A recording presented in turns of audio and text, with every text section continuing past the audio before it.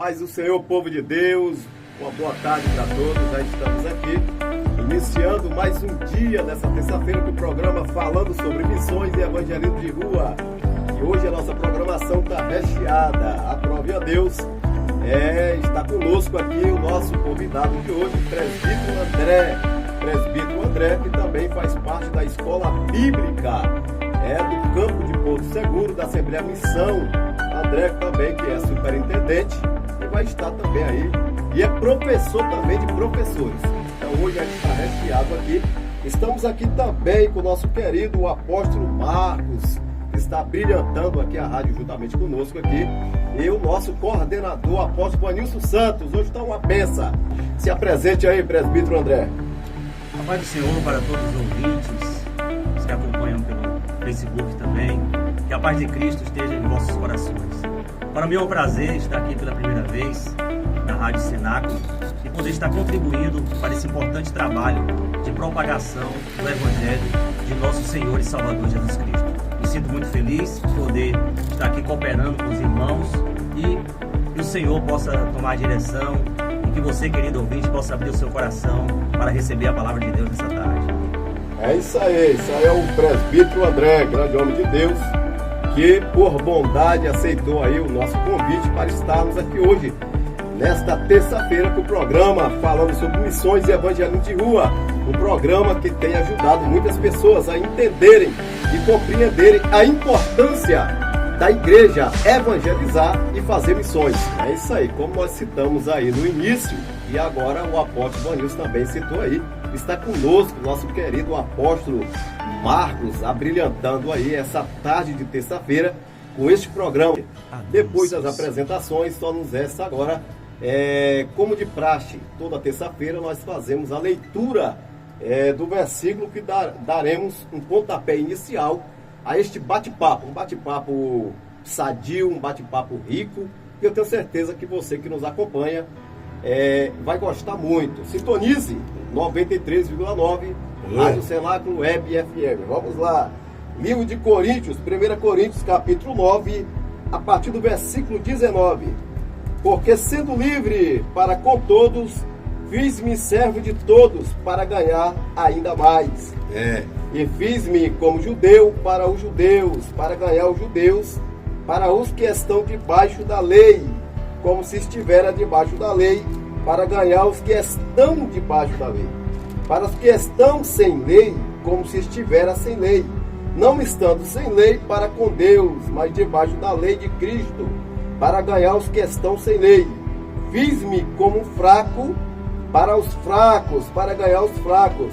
Fiz-me tudo para todos, para por todos os meios chegar a salvar alguns.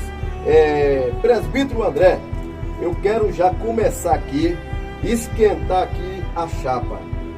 No versículo 22, Paulo ele ressalta que ele fez como fraco para os fracos, para ganhar os fracos. É interessante, presbítero André, quando Paulo usa esse termo de linguagem, fiz-me fraco para ganhar os fracos. Eu entendo que é de suma importância para nós outros, que gostamos de evangelizar, que gostamos de fazer missões, entendermos a empregação desses valores em cada situação que nós vivenciamos no evangelismo e na missão. Porque quando Paulo ele diz que ele se fez de fraco para ganhar os fracos, ele está deixando bem claro que com todo o conhecimento que Paulo tinha, segundo a Bíblia, Paulo ele foi formado aos pés de Gamaliel. Um grande professor da época, um grande estudioso. Então, Paulo ele se fez de fraco, ele não mostrou conhecimentos, habilidades, não. Pelo contrário, ele se fez de fraco para ganhar os fracos. Aí agora está contigo, fala para nós aí. Bem, o apóstolo Paulo, ele utiliza-se aí da chamada enculturação. Sabemos que as pessoas elas são diferentes, pertencem a culturas diferentes, ninguém é igual ao outro, todas as pessoas são diferentes. Ou seja, quando a gente vai evangelizar uma pessoa, a gente tem que identificar o perfil dessa pessoa. Não basta apenas soltar palavras vazias, ou lhe entregar um folheto e virar as costas. Isso não é evangelização. A tendência é que essa pessoa não leia e jogue fora aquele folheto. É necessário que haja uma abordagem, levando em consideração as características daquela pessoa que está sendo evangelizada. Então ele se faz de fraco para ganhar os fracos. Se ele chegar com um espírito de autoridade, se considerando acima da média que aquela pessoa não irá dar a devida atenção. Ele se coloca como fraco, como se fosse um fraco, mas ele não era fraco. Nesse sentido, né, de evangelizar. Ele se colocava no lugar da pessoa para ganhar a confiança da pessoa. Observamos que ao evangelizar, essa pessoa tem que estar bem preparada, tem que haver um treinamento para que essa pessoa possa evangelizar. Por isso que muitas pessoas se frustram no ministério da evangelização, porque eles faltam o devido preparo. Saem sem um estudo, sem uma preparação, sem uma oração, sem um jejum, sem uma meditação nas Sagradas Escrituras, e evangelizam a pessoa achando que a palavra de Deus sempre é a mesma, claro, mas os métodos de evangelização mudam a depender da pessoa que será evangelizada. Então, se a pessoa está em determinada situação, uma pessoa que está em situação de vulnerabilidade, por exemplo, pessoas de rua, a gente tem que saber como abordar. E também hoje em dia as pessoas estão, devido à violência urbana, as pessoas encontram-se um pouco fechadas para estranhos, né? Pessoa que se aproxima, evangeliza o porta a porta mesmo, estão tendo muita dificuldade. As pessoas não querem abrir a porta das suas casas para estranhos.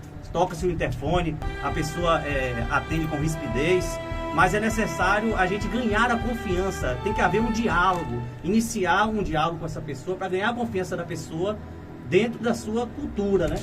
Não praticando o que ela pratica, claro. Não quer dizer isso, mas sim conquistando a confiança daquela pessoa para que o evangelho tenha a plena liberdade de agir no coração daquela pessoa.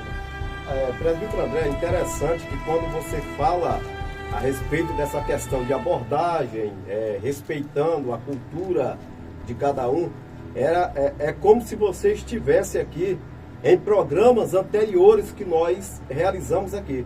Porque é um assunto que eu e o apóstolo Vanilson tem batido muito na tecla, apóstolo Marcos. A gente tem tocado muito na tecla essa questão da forma como você sair para evangelizar e como você abordar as pessoas. Porque você tem que ter, com certeza, uma preparação para que você saia para a rua para evangelizar. E a gente tem visto essa carência de muitas pessoas, apóstolo Marcos, que não tem sentado para aprender de fato o que é evangelizar, o que é abordar uma pessoa para falar de Jesus, o que é sair para o campo missionário. Não tem sentado para aprender sobre isso e tem saído de qualquer maneira e acaba se frustrando e infelizmente não tendo uma missão bem sucedida. Eu quero ouvir o apóstolo Marcos dando um parecer dentro deste assunto que ora fizemos menção de ler aqui em 1 Coríntios, capítulo 9, a partir do versículo 18 e 19. Apóstolo Marcos, é interessante que o apóstolo falando aqui, dando o seu parecer acerca desse assunto, para nossos amigos ouvintes entenderem o compromisso dessa rádio com vocês, a importância de nós entendermos que nós nos preocupamos aqui com o seu bem-estar, em nos ouvir aqui, não só essa programação de terça-feira, mas toda a programação que a rádio tem. Por quê? Eu estou falando isso, presbítero André, porque a gente não combinou nada, né, apóstolo? Não combinamos nada aqui de texto. Você trouxe o texto aqui, nos apresentou o texto, mas para os ouvintes entenderem o compromisso que a rádio tem com vocês, é que nós que falamos aqui para vocês, nós temos aqui uma bagagem para falar para vocês. Nós temos aqui uma certa experiência, tanto na prática como na teoria também, acerca desses assuntos que são abordados aqui. Então a gente não combinou nada, mas cada um de nós tem uma argumentação em cima do assunto que está sendo falado aqui. Apóstolo, presbítero André, fala para nós aqui, para os amigos ouvintes, e nós que estamos aqui ao seu lado, qual o perigo das pessoas que saem para evangelizar sem uma certa preparação? Qual é o perigo que tem em tudo isso? Assim, porque hoje são grandes desafios que o evangelista enfrenta às ruas, né? Porque existem grupos desafiadores. A A gente sai a evangelizar, existem vários tipos de pessoas. Inclusive, falando de evangelização urbana, né? Existe uma missão profética da igreja, né? A gente já entrou direto no assunto, mas há pessoas que esperam que as pessoas venham até ela para poder falar de Jesus. Mas Jesus não disse, espere as pessoas virem até você e pregue o evangelho. Não, ele disse, ide. A gente tem que ir ao encontro das pessoas. Então essa é uma ordenança de Cristo para toda criatura. Para todos que aceitam a Cristo como seu Salvador, tem que pregar o evangelho a toda criatura. Até o próprio significado da palavra igreja, né? Que vem de um termo grego chamado eclesia, que significa chamados para fora. Chamados no plural porque é reunião de um povo por convocação, né? Mas foi chamados para fora das quatro paredes. Existem igrejas que se gabam por causa das suas realizações, dos seus congressos, suas festividades, e se alegram muito entre si ali, festejam, se alegram, mas isso em si não é evangelização. A evangelização é quando a igreja sai das quatro paredes e vai ao encontro das pessoas que estão nas ruas, cumprindo assim o ID de nosso Senhor Jesus Cristo. Então não é errado fazer os congressos, as festividades, mas ela não pode ser um fim em si mesmo, achando que as pessoas têm a obrigação de vir até a igreja. Não, é a igreja que tem que ir até as pessoas. E existem muitos desafios ao sair para evangelizar, como por exemplo, as pessoas em situação de rua. A gente tem que saber abordar essas pessoas. Essas pessoas estão ali, muitos perderam sua família, e a maioria são pessoas que são dependentes químicos, né? Dependentes de drogas. E essas pessoas se encontram nessa situação de rua devido a diversos fatores. E a pessoa que vai evangelizar não conhece a história de vida daquela pessoa, e a gente não pode chegar confrontando diretamente a condição específica daquela pessoa. E também existe também uma obra social que deve ser feita para essas pessoas. O que adianta a gente levar a palavra e não trazer, às vezes, algo que a pessoa está precisando, no sentido físico mesmo, né? Que é o cumprimento da própria palavra, né? Exatamente. Temos que atender as pessoas de maneira integral, corpo, alma e espírito. Porque a verdadeira fé, ela se manifesta pelas obras. Não adianta a gente dizer que a gente tem fé se a gente não mostra através das nossas atitudes. Que adianta chegar para uma pessoa que tem fome e falar que vai orar por ela e não lhe dar o devido pão para saciar a sua fome. Não está cumprindo o ID do nosso Senhor Jesus Cristo. É necessário analisar o ser humano de maneira integral. Ele tem um corpo, que é a sua parte material, a sua parte exterior, e existe um espírito e uma alma, que é a parte do homem interior. Então a gente tem que satisfazer essas necessidades humanas em todos os sentidos, corpo, alma e espírito, levando o alimento da palavra de Deus e fazendo também essa obra social, que não adianta às vezes também só levar o pão, chegar na madrugada, dar um sopão, um pão, e não também lhe trazer a mensagem da palavra de Deus. É interessante, né, Fred, você falando aí, hoje a gente tem se entristecido com o evangelho que tem sido pregado. Por exemplo mesmo, eu já vi situações da pessoa chegar e orar em uma casa e aquela casa está precisando de alimentos, de um remédio, de um dinheiro, e a pessoa orar dentro daquela casa com dinheiro no bolso e sair, ó, Deus abençoe, Deus vai abençoar, e sair com dinheiro no bolso. Tinha dinheiro no bolso e sair não abençoar aquela família, aquele pessoal que precisava. Então, só fazendo aqui esse contraste no que você disse aí. Porque então, muitos dizem, né, que a salvação não é pelas obras. E realmente não é. Mas a Bíblia diz que nós somos chamados para andar nas boas obras. Apesar das obras não salvar ninguém, mas aquele que é salvo deve praticá-las. Porque essa é uma ordenança de Deus para nós. Mas presbítero, e a gente tem se entristecido muito nesses últimos dias, porque a gente realmente está vivenciando situações como essa. Você citou aí no início da sua fala essa questão da gente se alegrar entre nós, se alegrarmos entre nós. E a gente tinha até falado sobre isso outro dia aí, a gente tinha até comentado sobre isso, e o Senhor estava presente que a gente falou sobre isso. A gente se anima, a gente faz aquela convocação, aquela festa, mas não tem uma alma. Não se converte, a alma não se converte. Por que não se converte? Porque, na verdade, não foi convidado o ímpio para aquela festa. Não foi convidado, porque o intuito daquela festa é só entre os irmãos. É só entre os irmãos se alegrar entre si, se alegrar, pular, profetizar, falar em línguas. Mas e as almas, como é que fica? Eu não vou aqui também ser leviano na minha fala, certo, em dizer que a gente não deve se alegrar, festejar. Não, não é isso. Mas nós estamos vivendo as últimas dispensações da igreja. E por que não fazer um congresso, uma festa e não convidar o ímpio? A gente precisa, apóstolo Marcos, entrar nesses méritos aí, convidar o ímpio. Por exemplo, mesmo ontem, a gente teve aquele dia lá dos cultos, né? 176 cultos. Eu me alegrei no Senhor, porque Deus me deu a oportunidade, como eu moro na Parracho, são 16 famílias que moram no prédio, e eu tive a oportunidade de entrar em 3 apartamentos. Louvei, fiz a leitura da palavra, conversamos com as pessoas. Então eu me alegrei nisso porque a minha alma se alegrou ontem, por ter falado com o ímpio, ter anunciado o evangelho para o ímpio. Isso é muito bom, foi um momento ali de confraternização com aqueles ímpios ali. E ficaram alguns ainda querendo, mas não estavam em casa. Quando eu comentei, irmão, eu não estava em casa.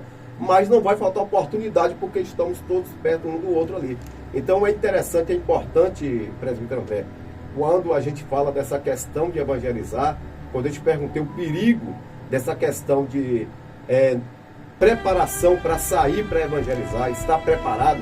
A gente tem falado muito sobre isso aqui nesse programa de terça-feira, porque tem muitas pessoas, apóstolo, que têm saído sem uma certa preparação, e ele tem passado vergonha, Tem muitos também que têm saído, na verdade, para só se apresentar. A gente comentou sobre isso aquele dia aqui, foi forte, hein? Ataque estralou aquele dia aí, no nome de gente aí, viu? O cara chega, sai para fazer missão, ele não está preocupado com as almas em si. A preocupação dele é isso aqui, ó. É a foto, você entendeu? É a rede social, é o vídeo. Ele está preocupado com isso. A preocupação dele é com a mídia, de se aparecer. Ele sai para fazer missão, a preocupação maior dele não é com as almas lá, não é com pregar o evangelho, levar a palavra, como Paulo disse aqui. É bem forte isso que Paulo falou, que ele se fez de fraco, né? Ele se fez de fraco. Então ele agora anula todo aquele conhecimento, todo aquele aparato que ele tem de conhecimento, ele anula tudo isso, porque a visão dele é alta. Fala muito e ouve pouco. Aí quem precisa ouvir, não consegue ouvir, ele não dá espaço. O cara está ali esperando uma palavra, como você disse, uma palavra certeira, ele esperando. Ele fala tanta coisa que ele fala, e aí eu quero te perguntar, biblicamente falando, qual a maior importância do evangelismo nos dias atuais que vivenciamos na volta de Cristo? Qual a maior importância do evangelismo de rua para a igreja, para o crescimento da igreja em si? Porque assim, nós sabemos que a maioria da população mundial vive nas cidades, né? Então é na cidade onde se concentram, né, se aglomeram. E por se multiplicar a iniquidade, né, o amor de muitos esfriarão. O evangelho é muito importante para confrontar a conduta pecaminosa do ser humano. Porque existem pessoas que pensam que a liberdade está no direito constitucional de ir e vir, né? Eu tenho uma liberdade de ir e vir, fazer o que eu quero, entrar no país e sair com os meus bens, ou mudar de cidade, mudar de bairro. Tenho a liberdade de fazer o que eu quero. Há aqueles que dizem, as feministas, meu corpo, minhas regras, né? Eu faço o que eu quero do meu corpo. Pensa que o corpo é para ser explorado. Mas o corpo, ele é templo do Espírito Santo. Aleluia. É morada de Deus. Verdade. Então, quando a luz chega, as trevas são dissipadas, né? A luz incomoda as trevas. Verdade. E as pessoas não querem ser confrontadas. As pessoas pensam que fazer aquilo que lhe dá prazer lhe proporciona felicidade. Mas a verdadeira felicidade não está nos vícios efêmeros desta vida. Claro. A verdadeira felicidade está em ter os nossos pecados perdoados, ter o nome escrito no livro da vida, e a esperança de nosso Senhor Jesus Cristo voltar, nos levar para o céu. Aleluia. As pessoas querem se sentir realizadas e fazem a qualquer preço, a qualquer custo, se for necessário prejudicar alguém para poder alcançar os seus objetivos. Essas pessoas estão fazendo, porque as suas visões são terrenas.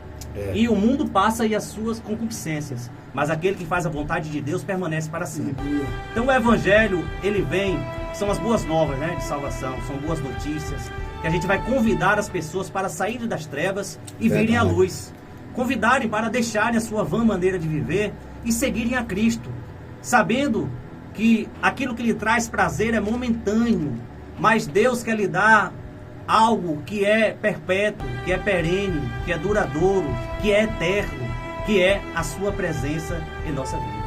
Glória a Deus. É forte isso aí, né? É interessante porque ao mesmo tempo que a gente está aqui nesse bate-papo gostoso aqui, eu tenho certeza que tem muitas pessoas ouvindo que estão sendo alcançadas nesse exato momento. Observamos porque as pessoas, elas querem estar em evidência, né?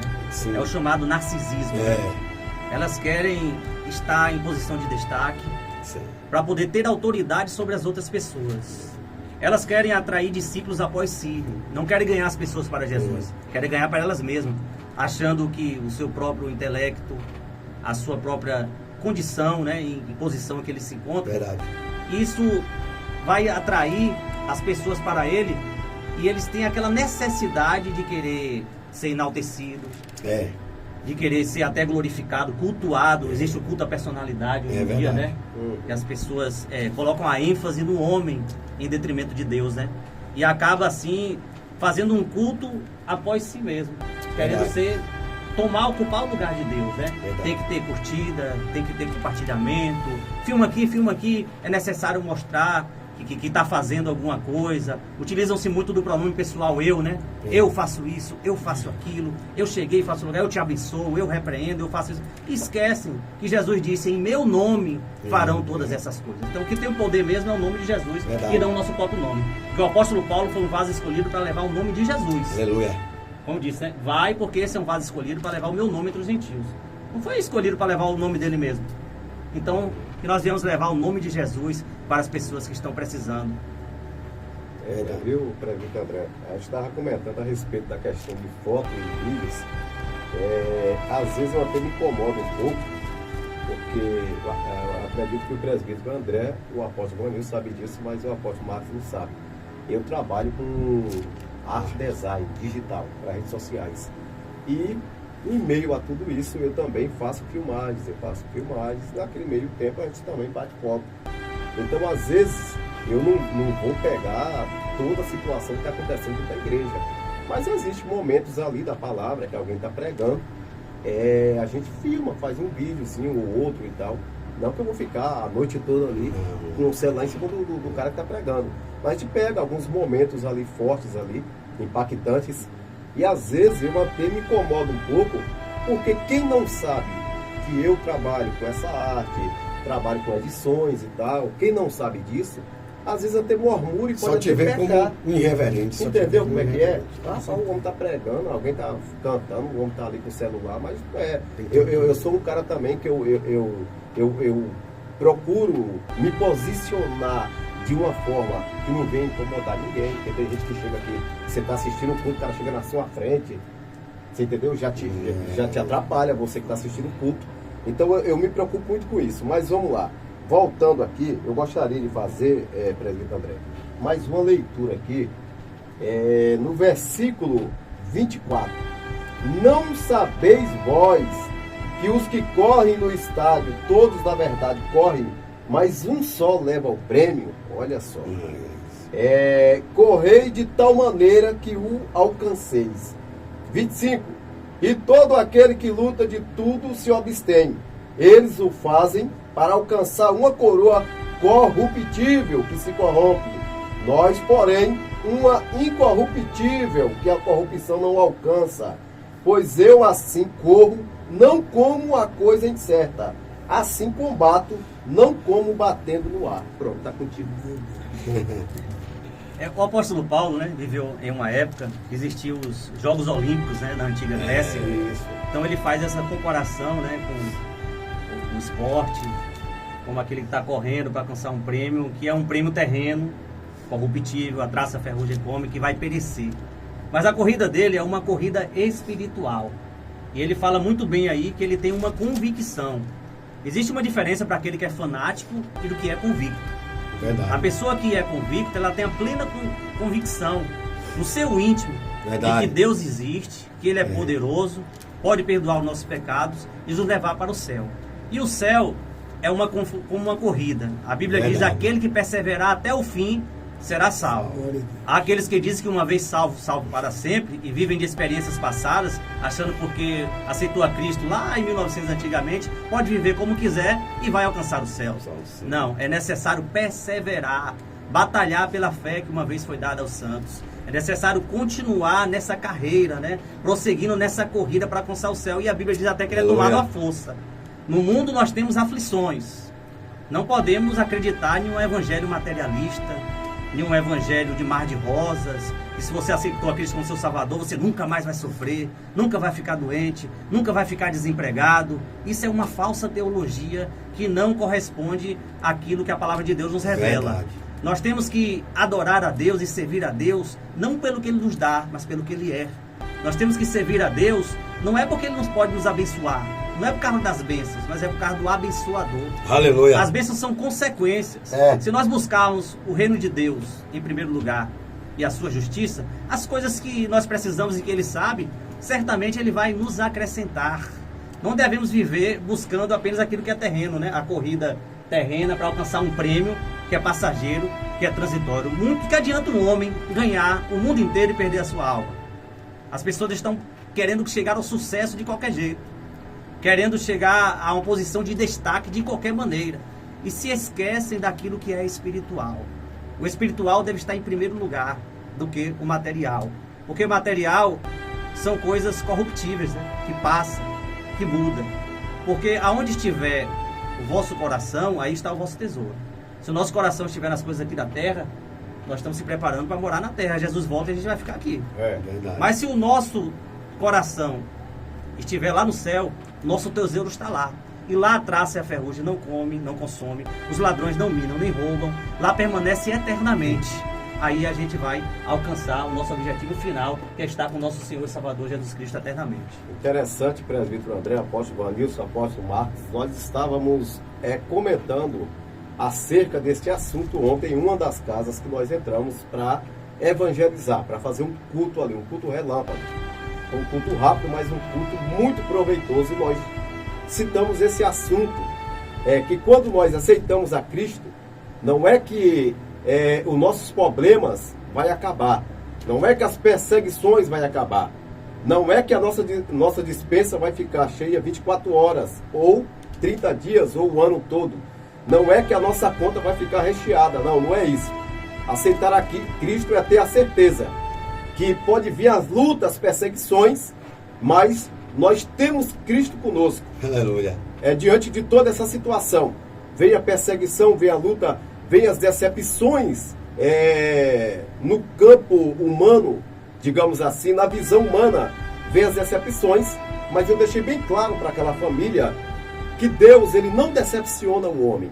O homem se decepciona por si só, por acreditar naquilo, como você citou, naquilo que é corruptível, naquilo que a traça corrói. O homem acredita em muitas coisas que é terrena, e ele perde a oportunidade de acreditar naquilo que é real, que é celestial, que é do reino de Deus. Então a gente estava citando sobre esse assunto ontem. Antes da gente ouvir aqui o apóstolo Marcos, o comentário, eu quero dizer que a Bíblia diz que aquele que sabe fazer o bem e não faz, comete pecado. Então nós somos chamados como uma igreja militante, nós somos chamados como um povo eleito, nós somos chamados como um povo para fazer a diferença. Que diferença é essa? É você levar aquilo que você recebeu. A gente recebeu de Cristo de graça, assim por assim dizer, né? Claro que Cristo pagou um alto preço na cruz do Calvário, né? Morte de cruz, né? Então, a gente recebeu de Cristo a salvação eterna, que é claro que a gente luta por isso a cada dia, como o presbítero colocou aqui. A nossa vida é uma luta constante do bem contra o mal. Então, você que sabe fazer o bem, você que pode, que tem a possibilidade de sair para levar a palavra de Deus, para evangelizar, ore a Deus, busque ao Senhor, se prepare, monte o seu grupo, converse com a sua liderança e saia para evangelizar, saia para fazer a obra de Deus. Há almas necessitadas, há almas que precisam. Verdade, apóstolo, seguindo ainda a sua linha de raciocínio, a gente observa que a igreja primitiva, nós temos muito a aprender com a igreja primitiva. E tem muitos no nosso meio, muitos cristãos, presbítero André, que você vai entrar nesse mérito aí também, tem muitos que não se atentam para a igreja primitiva, como vivia, o que fazia, como era o relacionamento entre si, como era o relacionamento deles. Então é importante nós frisarmos aqui, tocar nesse assunto que o apóstolo trouxe com uma visão favorável para nós nessa tarde, que nós precisamos nos ater nessa questão da igreja primitiva, aprendermos mais. Presbítero. Muito bem, a igreja primitiva, né, deu-se início ali, ela foi concebida, né, através da ressurreição de Jesus, mas foi inaugurada no dia de Pentecostes. Olha, observe a estratégia de Deus. A primeira pregação pentecostal do mundo aconteceu no dia de Pentecostes. E Deus preparou um cenário que existiam pessoas de todas as nações concentradas, aglomeradas em um único lugar. Olha a estratégia de evangelização de Deus, né? Forte. Então Pedro se levantou cheio do Espírito. Não se tratava de um sermão previamente preparado, porque ele não sabia. As pessoas questionaram: esses homens estão bêbados? Meu Deus. A gente ouve falar em nossa própria língua, esses homens que são indoutos, não têm conhecimento nenhum acadêmico. E Pedro se levantou e disse: não, ninguém está bêbado aqui não. E o que aconteceu foi a promessa de Joel. E o seu discurso foi tão convincente que foram aproximadamente 3.000 almas que se converteram a Cristo através daquela pregação. Então, qual o segredo dessa igreja primitiva? Qual o segredo que eles alcançaram o mundo da sua época em tão pouco tempo? Atos capítulo 2, versículo 42, está escrito assim: e perseveravam na doutrina dos apóstolos, e na comunhão, e no partir do pão, e nas orações. Em cada alma havia temor, e muitas maravilhas e sinais se faziam pelos apóstolos. Todos os que criam estavam juntos e tinham tudo em comum. Vendiam até suas propriedades e fazendas e repartiam com todos, segundo cada um tinha necessidade. E perseverando unânimes todos os dias no templo e partindo o pão em casa, comiam juntos, com alegria e singeleza de coração, louvando a Deus e caindo na graça de todo o povo. E todos os dias acrescentava o Senhor à igreja aqueles que se haviam de salvar. Olha o segredo da igreja aí. Eu quero que você volte aí nos 3 pontos cruciais da igreja primitiva. Você citou no início, de 2:42. Doutrina, comunhão e partir do pão, orações. 3 pontos cruciais. Doutrina, comunhão e partir do pão. Quantos hoje não têm partido do pão? Quantos hoje não têm andado na doutrina? Quantos hoje não têm tido comunhão com seu irmão? Vai, apóstolo, presbítero. A doutrina, na verdade, as pessoas até se assustam quando ouvem essa palavra. Nada mais é que um ensinamento da palavra de Deus. Usos e costumes é uma coisa. E doutrina é outra. Claro que uma pessoa bem doutrinada, ela vai ter bons costumes, né? Sim. Mas não que os costumes estão acima da doutrina. A doutrina é um ensinamento da palavra de Deus e eles perseveravam nisso. Meu Deus. Era a Bíblia que eles ensinavam. Diferente dos dias de hoje, em que nós observamos um evangelho plenamente antropocêntrico, né? Centraliza o homem em suas pregações. Já não ouvimos mais falar da volta de Jesus. Antigamente a gente falava de santidade na igreja, as pessoas mudavam de vida. Hoje a gente fala de santidade, as pessoas mudam de igreja. Causa de mim, Ô André, presbítero André, eu gosto de botar fogo na fornalha, porque a intenção do programa aqui é essa, e o apóstolo sabe disso, que a gente dá uma cutucada. Você concorda com essa fala? A doutrina, ela traz bons costumes, mas o bom costume não traz doutrina. Você concorda com essa fala? Você quer que eu repita? Boa pergunta, né? A doutrina, você falou, e agora? Você traz acabou de bons falar. costumes, claro. A doutrina traz bons costumes. E bom costume traz doutrina? Eu acho que é o contrário, né? Como eu falei, a pessoa bem doutrinada, ela tem um bom costume. Pronto. Mas ela não pode priorizar os costumes acima da doutrina. Meu Deus. Dizer, porque esse costume aqui, tem que ver que não tem nada a ver. São coisas de homens. Que se você está em um lugar que tem determinado costume, você vai se adequar, se adaptar àquele costume. Mas se você está em um lugar que não tem aquele costume, se você quiser praticar aquele costume, você vai estar em rebeldia. Um pecado de rebelião. Só o Senhor. Atinente àquele lugar que você se encontra, né? Se você não se adequa àquele costume, vai para onde aceita o costume que você tem. E não queira bater de frente ou mudar um costume de décadas, né? De centenas de anos já, de uma tradição, de um ministério que você se encontra, né? Você não vai mudar isso. O que é princípios da palavra, né? Exatamente. Só para ver, sabe uma coisa que eu falo sempre? Eu trago isso para minha vida, para minha convivência pessoal com Cristo. A gente tem que ter muito cuidado em querer desconstruir aquilo que os nossos antepassados sofreram para construir. Então, isso abrange uma visão muito grande quando se trata da questão do evangelho. Eu digo na questão de, como você falou, o cara chega numa igreja, aí ele não concorda com aquilo, e ele fica no ouvido de um, no ouvido de um, no ouvido de outro, querendo desconstruir aquilo que pessoas morreram para construir. Então é um assunto muito pertinente que a gente está tratando. Porque a gente faz parte de uma igreja, inclusive, que é centenária, né? Fez 112 anos, né? Aqui no Brasil. Que tem um marco, né? Um marco antigo. E eu que cheguei agora, eu não posso querer mudar uma tradição né? Imagine eu. De centenas de anos, né? É verdade. Então, por conta dessa situação, é que nós estamos vivendo uma grande falência de sinais. Verdade, apóstolo, que eu vejo aí também na sua linha de raciocínio aí, é aquela questão, né, presbítero André? Emocionalismo que está predominando esses dias que nós estamos vivenciando, no século XXI. Então, o emocionalismo do culto tem predominado de uma forma exagerada e preocupante. Porque muitos só querem, eu quero sentir poder. Mas o cara às vezes sai do culto, ele não sabe o que pregou, ele não sabe. Eu estava comentando sobre sinais e prodígios. Então da interferência nossa para que as coisas aconteçam, para que o milagre aconteça, para que os sinais aconteçam, como nós devemos nos portar. Quando Jesus, no livro de João, ele se depara com a situação lá daquele oficial, aquele homem que era procurador de Pilatos, o rei que imperava naquela época lá, Herodes. Aquele homem, ele era procurador de Herodes, não era qualquer pessoa.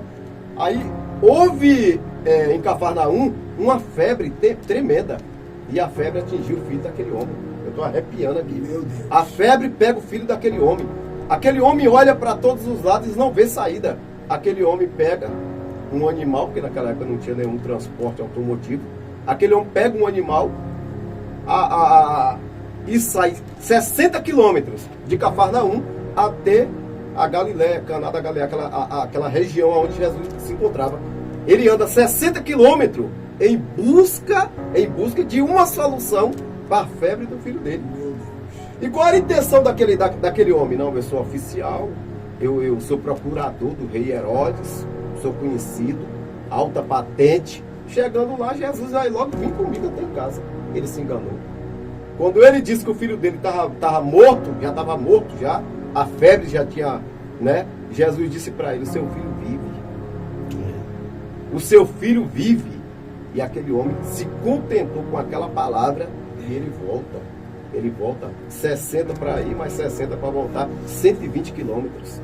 Então olha a atitude e a ação daquele homem nessa questão aí do milagre.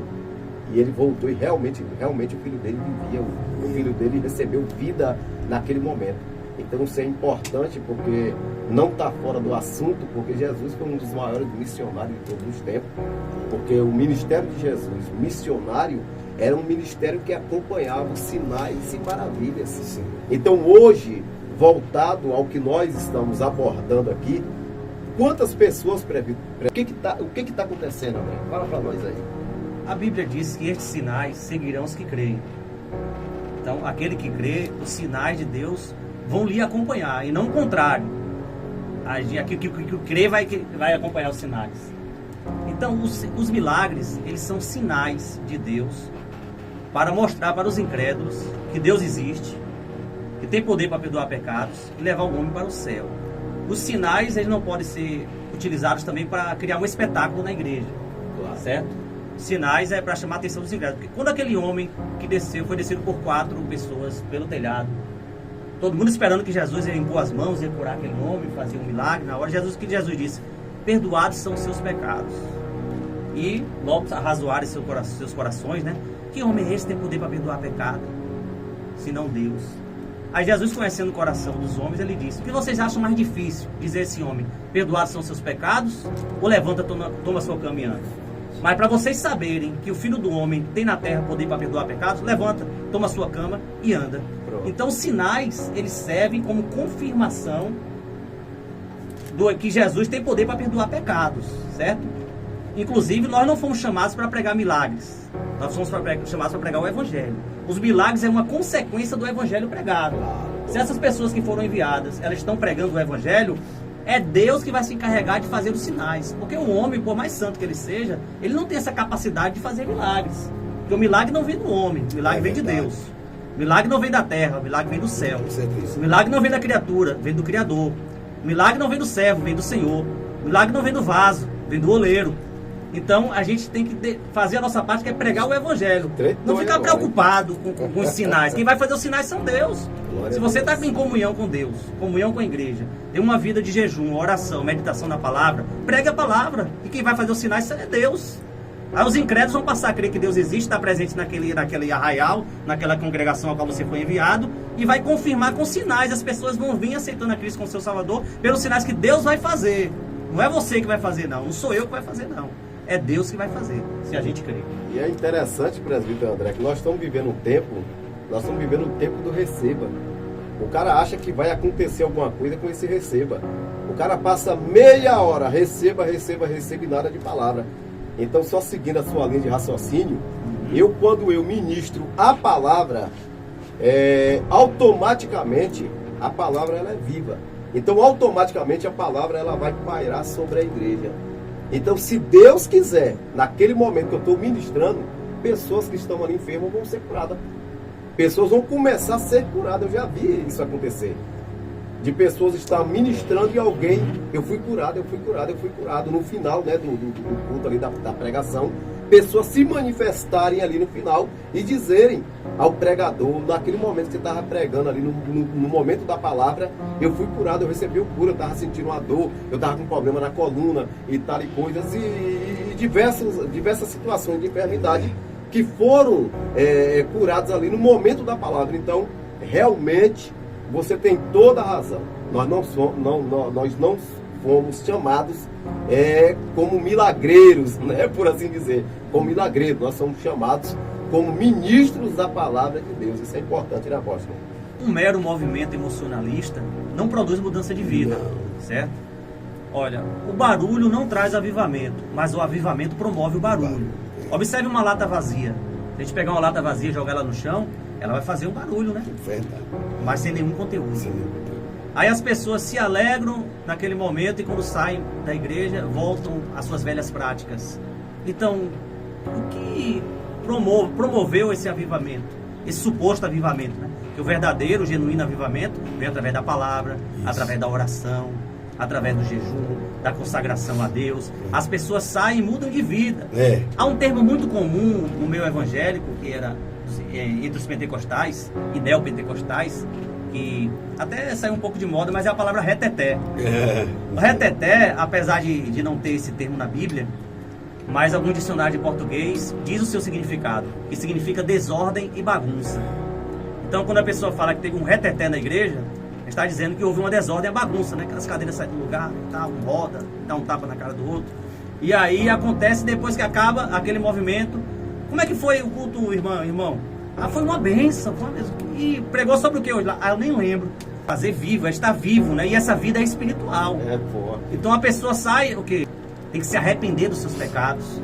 Não existe verdadeiro avivamento sem conversão, né? Sem arrependimento, sem reconhecer nossas fraquezas, nossas limitações, saber que o avivamento vem do céu e reconhecer também e nos humilhar, porque existem pessoas que estão cheias de si mesmo. Como é que vai ser cheia de Deus? Estão cheias de prepotência, de arrogância, de soberba, de autossuficiência, e que acham que ele pode tudo devido à sua posição que está. Mas humildade, tem pessoas que demonstram uma falsa piedade, né? Acho que humildade é aquela cara de coitado, baixar a cabeça, andar com chinela havaiana pregada com prego embaixo. Não. Ter humildade significa reconhecer as nossas fraquezas, reconhecer as nossas limitações, saber que sem Ele nada poderemos fazer, saber que por Ele e para Ele são todas as coisas. Reconhecer que grande é Ele, soberano é Ele. Ele está acima de tudo e de todos. E nós, né, o céu é o seu trono, a terra é o estrado, esse cabelo está por baixo dos seus pés. E Ele que tem o cetro de domínio sobre todas as nações. Ele tem o controle de todas as coisas. A igreja tem um dono. A igreja não é uma democracia como muitos pensam. Vivemos em um país democrático, né? Onde todo o poder emana do povo. Que teocraticamente. Vem de Deus para o líder transmite para o povo. Mesmo que alguns não concordem, mas devem se submeter. Porque essa é a vontade de Deus. E as coisas na igreja não vai mudar por causa da nossa causa, não. Então é mais fácil Deus mudar o nosso caráter para aceitar as coisas do jeito que Ele quer. Aleluia.